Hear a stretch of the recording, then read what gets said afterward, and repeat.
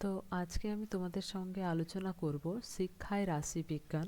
তোমাদের যে গ্রুপটির একটা ইউনিট 2 রয়েছে শিক্ষায় রাশিবিজ্ঞান, তার সিলেবাস সম্বন্ধে। তো এখানে প্রথমে তোমাদের করতে হবে কিছু রাশিবিজ্ঞানের পদ্ধতি। রাশিবিজ্ঞানের পদ্ধতি তার মধ্যে রয়েছে তোমার হচ্ছে তার মধ্যে ফ্রিকোয়েন্সি রয়েছে, অর্থাৎ পরিসংখ্যা বার করতে হবে তোমাদের। আর কিছু গ্রাফিক্যাল রিপ্রেজেন্টেশন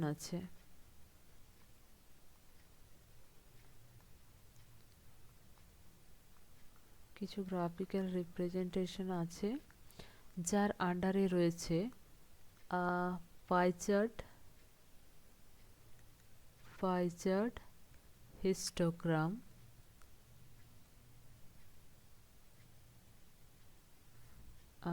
পলিগন,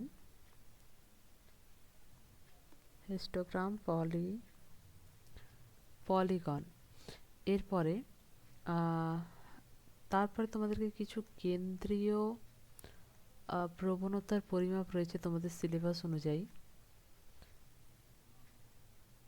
কেন্দ্রীয় প্রবণতার পরিমাপ, কিছু কেন্দ্রীয় প্রবণতার পরিমাপ রয়েছে, যেমন হচ্ছে মিন, মিডিয়ান, মোড। এছাড়াও আর একটা রয়েছে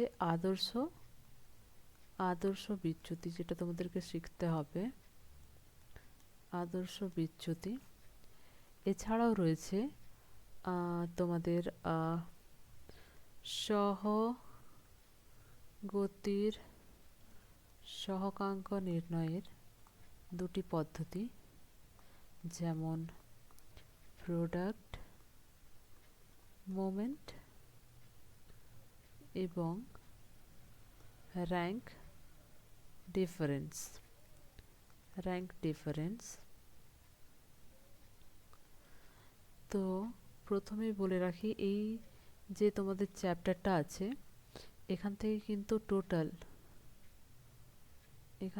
টোটাল হচ্ছে তোমাদের 14 নম্বর আসবে। ঠিক আছে, 14 নম্বর আসবে। তার মধ্যে হচ্ছে 10 মার্কস লং আর 2 মার্কসের দুটো হচ্ছে শর্ট কোশ্চেন। মানে চ্যাপ্টারটা যথেষ্ট হচ্ছে তোমাদেরকে একটু গুরুত্ব দিয়ে পড়তে হবে, মানে অঙ্কগুলো একটু ঠিকঠাক করতে হবে। এখানে প্রথমে ফ্রিকোয়েন্সি কি সেটা শিখবে, গ্রাফিক্যাল রিপ্রেজেন্টেশন বলেছে, এর মধ্যে পাই চার্ট করতে হবে, হিস্টোগ্রাম করতে হবে, পলিগন করতে হবে। এরপর কেন্দ্রীয় প্রবণতার পরিমাপ, এর 3টি পদ্ধতি রয়েছে, একটি মিন, একটি মিডিয়ান, একটি মোড। এছাড়াও আদর্শ বিচ্যুতি অর্থাৎ এসডি করতে হবে তোমাদেরকে।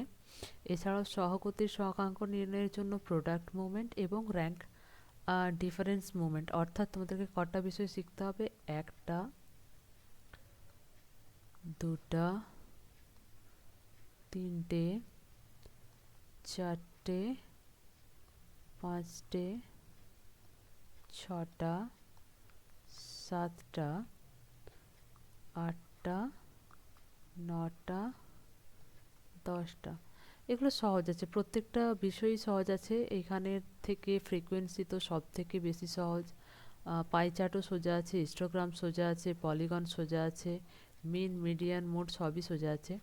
তো আজকে আমি তোমাদের এই যে স্ট্যাটিস্টিক পোর্শন যেটা আছে 4th সেমিস্টারে, সেইটা সিলেবাস সম্পর্কে আলোচনা করলাম। পরের দিন থেকে আমি কেন্দ্রীয় প্রবণতার পরিমাপের এখান থেকে ক্লাস নেব। আজকের মতো এইটুকুই। ঠিক আছে।